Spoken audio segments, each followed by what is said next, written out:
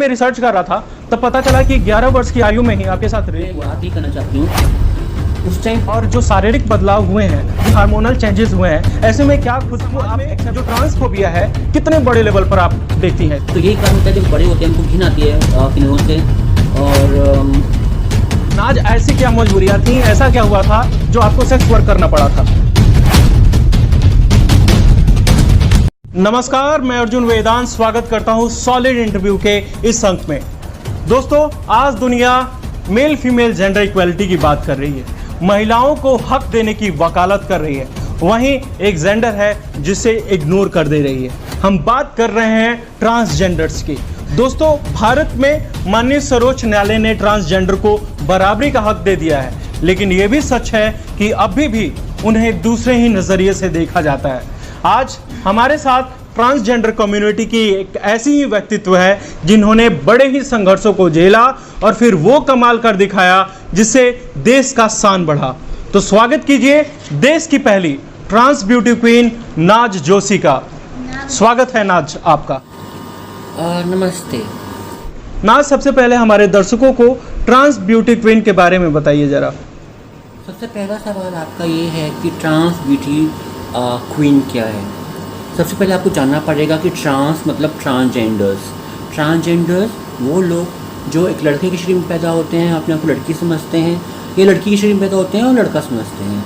आगे जाके ये लोग किन्नर बन जाते हैं या फिर अपनी सेक्स रिसाइनमेंट सर्जरी करा लेते हैं, मेरी तरह। सो मैं एक ट्रांसजेंडर हूँ, जिससे क्रूर शब्द में आप लोग हिजड़ा या किन्नर बोलते हैं।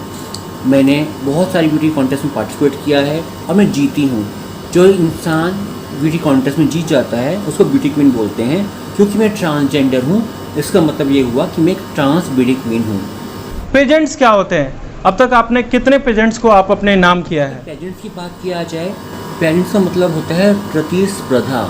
हिंदी में हम बोलते हैं कॉन्टेस्ट, या हिंदी में हम बोलते हैं कि जो किसी चीज़ की फ़ाइट होती है, लड़ाई होती है, वो होता है ब्यूटी कॉन्टेस्ट। एक ऐसी जगह जहाँ बहुत देशों की सुंदरियाँ आती हैं या फिर अपने ही देश के अंदर में बहुत राज्य की सुंदरियाँ आती हैं और एक compete करती हैं, एक लड़ती हैं एक ताज के लिए। उसे कहते हैं ब्यूटी कॉन्टेस्ट और उसे कहते हैं ब्यूटी पेजेंट। और मेरी एंट्री जो हुई है वो सुष्मिता सेन और ऐश्वर्या राय को देखकर हुई है। मैं हमेशा चाहती थी कि मेरे सर पे भी एक ताज सजे।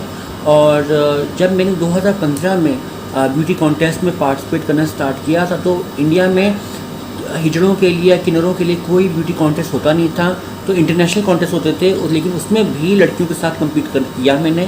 क्योंकि जो है बाहर में ये अलाउड है कि आप किन्नर होके लड़कियों के साथ कम्पीट कर सकते हैं, इसलिए मैंने उनके साथ में जो सौंदर्य प्रतिस्पर्धा है उनमें पार्टिसिपेट किया और जीता भी। नाज, हमारे दर्शक जरूर जानना चाहेंगे कि पेजेंट्स के लिए बच्चों को कैसे तैयार करें, किस तरह की फाउंडेशन की ज़रूरत होती है ताकि वो ब्यूटी पेजेंट्स में, ब्यूटी कॉन्टेस्ट में हिस्सा लेकर वो भी नाम रोशन कर सकें। ब्यूटी पेजेंट्स के लिए बच्चों को जो है आई थिंक सबसे पहले पढ़ाना चाहिए, उनकी एजुकेशन कंप्लीट होनी चाहिए। और आजकल बहुत सारे कॉन्टेस्ट ऐसे आ गए हैं कि बच्चे मतलब कि छोटे होते ही कॉन्टेस्ट में पार्टिसिपेट कर सकते हैं। सबसे इम्पॉर्टेंट है उनकी डाइट को देखना, क्योंकि डाइट अच्छी होनी चाहिए। उनको वेल नॉलेजेबल होना चाहिए कि दुनिया में क्या चल रहा है, क्या नहीं चल रहा है। और तीसरा ये कि उनको अच्छी रैंप वॉक आनी चाहिए, अच्छे तरह से क्वेश्चंस का आंसर देना चाहिए। और वो क्वेश्चंस का आंसर देने के लिए आई थिंक आप जितना पढ़ेंगे, जितना आप पढ़ाई करेंगे और जितना आपको करंट अफेयर्स के बारे में नॉलेज होगी, उतना आपको हेल्प करेगा ब्यूटी कॉन्टेस्ट जीतने के लिए। नाज, वैसे तो किसी के निजी जीवन में जाना अच्छा नहीं होता, लेकिन कुछ मामलों में ये बड़ा ज़रूरी हो जाता है ताकि समाज में सुधार हो सके। आपकी जो जर्नी रही है उसके बारे में बताइए। जी अर्जुन जी, मैं बताना चाहूँगी अपने दर्शकों को कि मेरा जन्म जो हुआ है वो दिल्ली में हुआ था 31 दिसंबर 1984 को। बहुत कम उम्र में मुझे भेज दिया गया था मेरी मामा के पास में। वहाँ मैंने खुद से पढ़ाई की, खुद से अपना काम किया। मुझे ढाबों में काम करना पड़ा, मुझे रेस्टोरेंट्स में काम करना पड़ा, मुझे बार में काम करना पड़ा। और मेरा यौन शोषण होता रहा, कभी मेरे स्कूल के टीचर से, कभी मेरे चाचा जी से, कभी मेरे कज़न ब्रदर्स से। मतलब मुझे बहुत शोषण का सामना करना पड़ा। मुझे लगा नहीं कि मैंने कभी बचपन देखा भी है ज़िंदगी में। और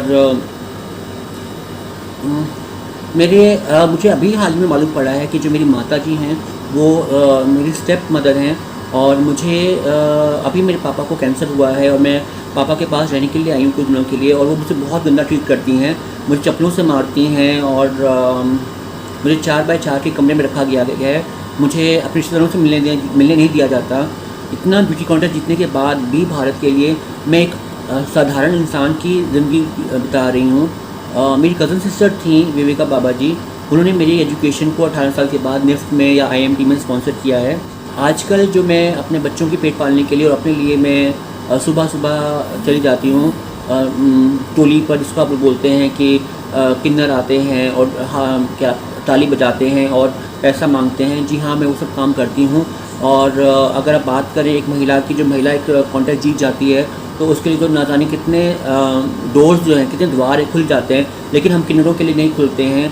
और अगर खुल भी जाते हैं तो आजकल फेवरेटिज्म का ज़माना बहुत हो गया है, भाई भतीजावाद बहुत हो रहा है। जिनके गॉड फादर्स हैं, जिन ट्रांस लड़कियों के गॉड फादर्स हैं, जिस ट्रांस लड़कों के गॉड फादर्स हैं, वो लोग बहुत फेमस हो रहे हैं, वो लोग सेलिब्रिटीज़ बन रहे हैं। उन लोगों को एक फंक्शन में आने के लिए 1-1 लाख 2-2 लाख 3-3 लाख रुपये दिया जाता है। पर मेरा कोई ऐसा कोई गॉड फादर नहीं है। मेरा कोई ऐसा वो क्या बोलते हैं, ऐसा कोई मसीहा नहीं है कि जिसने मुझे बहुत आगे लेके गया हो। मैंने 6 ब्यूटी कॉन्टेस्ट में अपने आप से पार्टिसिपेट किया है, खुद से जीता है, और ज़िंदगी मेरी बहुत मुश्किल रही है और आज भी बहुत मुश्किल से कट रही है। मैं सिर्फ भगवान के एक आसरा देखती हूँ और वही हैं जिनको मैं राखी बांधती हूँ, और उन्होंने मुझे जो सहारा दिया अर्जुन जी। और आई थिंक मैं जो है अपनी पर्सनल लाइफ में कल एक चीज़ बोलना चाहूँगी दर्शकों को कि चाहे कितने भी मुश्किलात आ जाएं, आपको अपना काम ईमानदारी से करना चाहिए और दिल से करना चाहिए। नाज, फैशन इंडस्ट्री में आना आपका कैसे हुआ था? आपने जिस तरह से अपने परिस्थिति को बताया वो काफ़ी टफ था, ऐसे में फैशन इंडस्ट्री की तरफ शिफ्ट कैसे हुई थी आप? जी, फैशन इंडस्ट्री में आना ऐसा हुआ कि बचपन से मुझे बहुत शौक़ था अपने कपड़ों का डिज़ाइन करना खुद से। उस समय मुझे डिज़ाइन का मतलब ही नहीं पता था, लेकिन हाँ, मैं बचपन में मैगज़ीन पढ़ती थी, स्टारडस्ट मैगज़ीन आती थी, फेमिना आती थी, जो मुझे कपड़े अच्छे लगते थे वो मैं अपने लोकल दर्जी के पास जाती थी, बोलती थी मुझे ऐसे कपड़े सिल दो, तो सिल देते थे ऐसे कपड़े मुझे। फिर बहुत जब मैं 18 साल की हुई तो मेरी मुलाकात मेरी कज़न सिस्टर से हुई, जिसका नाम विवेका बाबा जी था। उन्होंने मुझे प्रेरित किया कि मुझे फैशन इंडस्ट्री में जाना चाहिए, हो सकता है मैं अपना नाम कमा सकूँ वहाँ पर। तो बस मैंने NIFT का एग्ज़ाम दिया, क्लियर किया, वहाँ टॉप किया, पहुँच गई फैशन इंडस्ट्री में।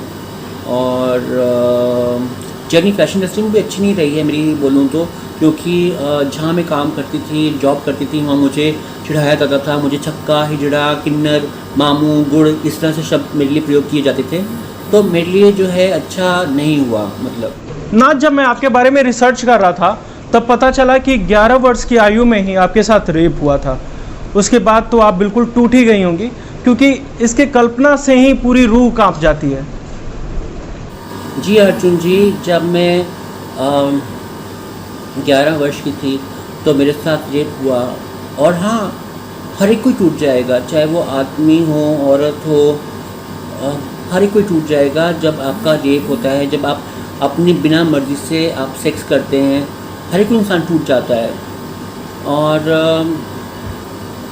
अगर मेरी ज़िंदगी की बात करें तो मेरी ज़िंदगी ऐसी रही है कि टूट के बिखरना और बिखर के टूटना और उसके बाद फिर को अपने आप को जोड़ना, वही मेरी ज़िंदगी रही है आज तक। और वो उस ज़िंदगी की उस पार्ट को मैं याद नहीं करना चाहती हूँ। उस टाइम पर मेरी जो संघर्ष थे ज़िंदगी के साथ में वो कुछ और थे, आज मेरी ज़िंदगी के साथ संघर्ष कुछ और हैं, लेकिन संघर्ष ने मेरा पीछा आज तक नहीं छोड़ा है। नाज, आपको पता कब चला कि आपका जो अस्तित्व है एक महिला के रूप में है, और जो शारीरिक बदलाव हुए हैं, जो हार्मोनल चेंजेस हुए हैं, ऐसे में क्या खुद को आप एक्सेप्ट कर पाती हैं, और इस बदलाव से आपको किस तरह की मदद मिली है? अर्जुन जी, बात रही कि खुद को एक्सेप्ट करने की, या फिर मुझे कब पता चला कि मैं दूसरों से अलग हूँ, तो बचपन से ही मुझे लगा कि मैं एक लड़की हूँ। मुझे कभी ऐसा नहीं लगा कि मैं एक लड़का हूँ। और जब मैं आई थिंक 16-17 साल की हो रही थी और जब मेरे फेस पे दाढ़ी मूंछें आ रही थी, तो मुझे तब लगा कि मैं शायद अलग हूँ, क्योंकि क्या होता था कि बचपन में स्कूल में लोग हिजड़ा बोलते थे, छक्का बोलते थे, मामू बोलते थे, गुड़ बोलते थे, पर मैं समझ नहीं पाती थी कि क्यों बोल रहे हैं ऐसा। क्योंकि कभी भी मेरी आत्मा ने और मेरे दिल ने बोला ही नहीं कि तुम लड़का हो, मुझे हमेशा लड़की का एहसास हुआ। तो मैं ये नहीं बोलूँगी कि हाँ मुझे लगा कि मैं अलग हूँ, दुनिया को लगा कि मैं बहुत अलग हूँ। और जब मैंने सेक्स रिएक्शन सर्जरी करा ली और पहली बार अपने आप को, अपने शरीर को देखा शीशे में, तो मैं बहुत खुश थी। अपने आप को एक्सेप्ट तो मैंने बचपन में ही कर लिया था, क्योंकि बचपन में जब माँ बाप का साया सर पे नहीं था, आज तक मतलब नहीं है, पापा का कैंसर आज लास्ट स्टेज पर है, पापा ने कभी मेरे साथ में, कहते हैं ना, एक दो बोल प्यार के नहीं बोले हैं, लेकिन कहाँ कभी इतना गलत भी नहीं बोला उन्होंने। लेकिन मेरी जो मेरी स्टेप मदर है, जो मेरी सौतेली माँ है, वो मुझे बहुत अत्याचार करती हैं, आज तक भी अत्याचार करती हुई आ रही हैं, बहुत पीटती हैं, बहुत मारती हैं। बट ज़िंदगी का नाम क्या है? ज़िंदगी का नाम ही संघर्ष है शायद। और सोचती हूँ कि काश मेरे पास कोई जॉब होती, कोई इनकम होती, जॉब जो मैं अपना घर छोड़ सकती। अब 2 बच्चे हैं, टोली में भी नहीं रह सकती, क्योंकि बच्चों को टोली में अपनी गुरु के पास नहीं रख सकती हूँ।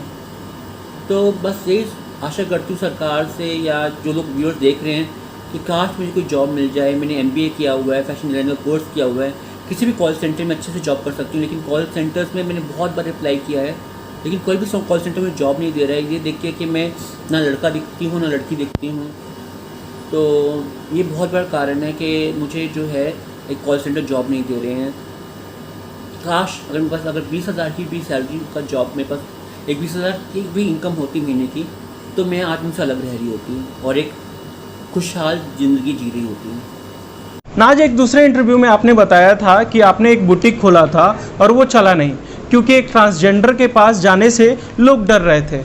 इस समाज में जो ट्रांसफोबिया है, कितने बड़े लेवल पर आप देखती हैं इसे, और लोग क्यों डरते हैं, उस पर क्या सोचती हैं आप?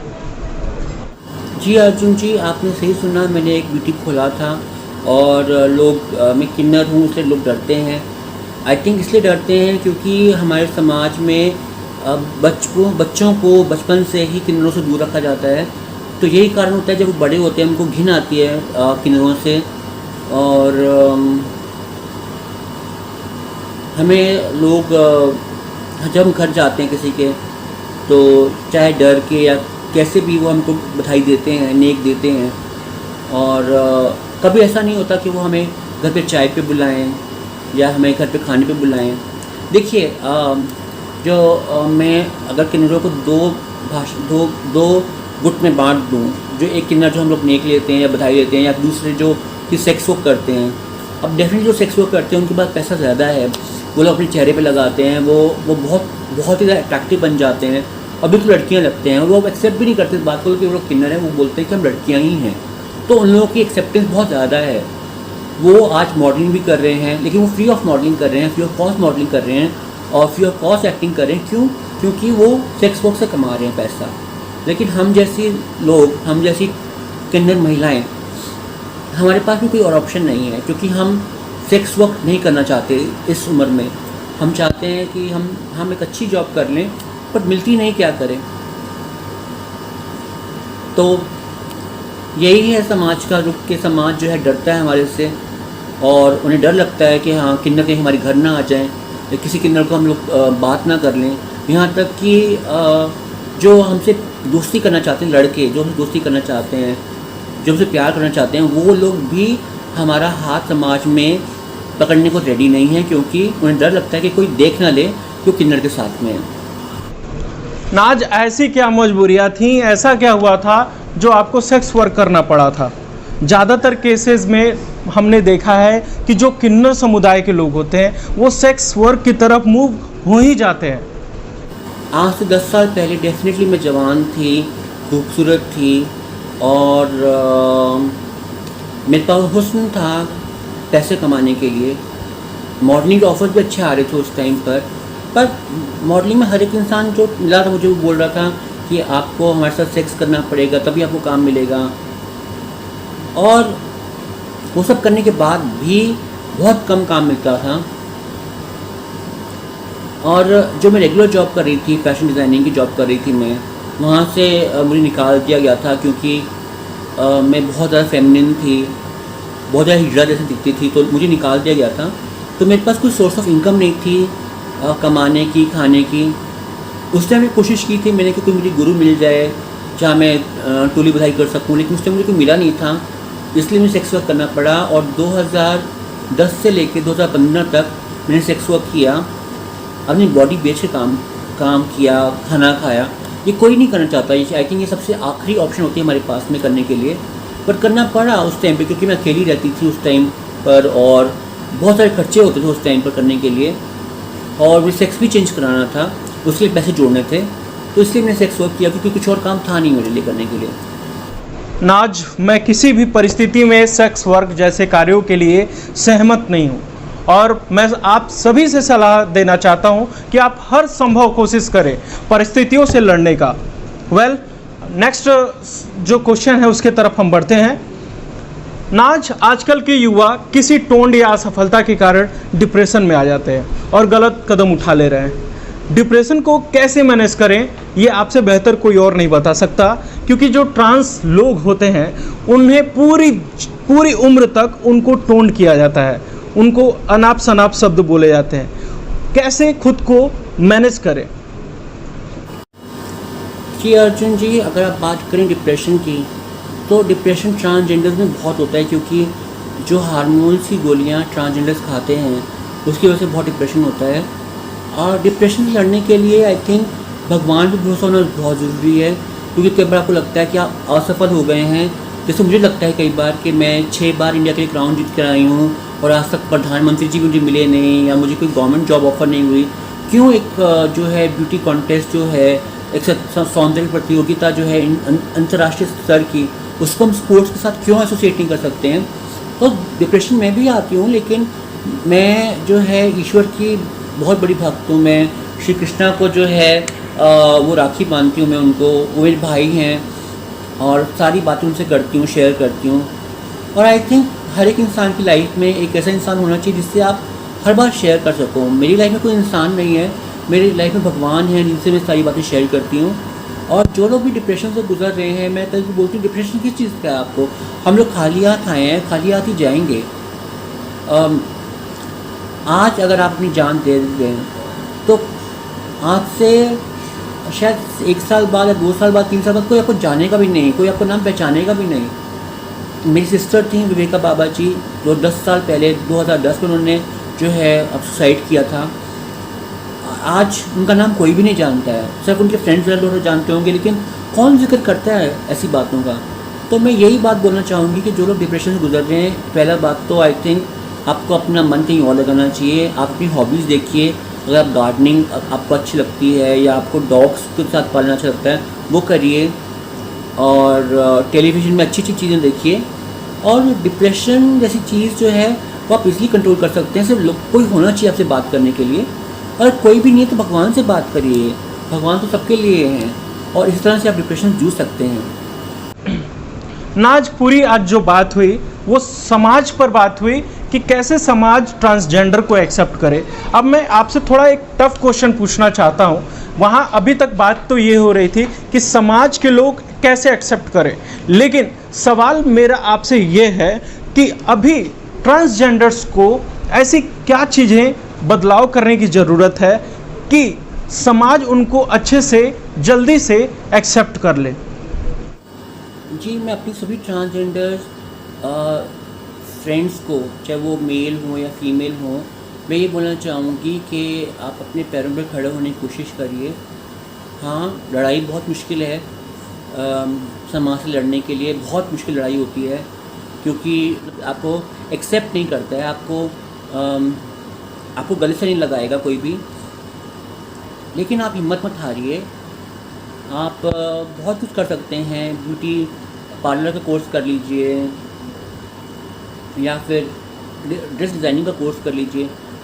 अगर मैं बात करूँ सच, अगर दिल से दिल की बात करूँ आपसे, तो मैं ये कहना चाहूँगी कि अगर आप लोग अफोर्ड कर सकते हैं कि आपका चेहरा बिल्कुल या तो लड़कों से दिख जाए अगर ट्रांस मैन है, और अगर ट्रांस वुमन है तो आप बिल्कुल गर्ल्स जैसे दिख सकते हैं, वो अगर मेहनत कर सकते हैं, वैसे लग सकते हैं, तो उससे बड़ी बात कोई भी नहीं है, क्योंकि उससे आपको एक्सेप्टेंस बहुत मिलेगी।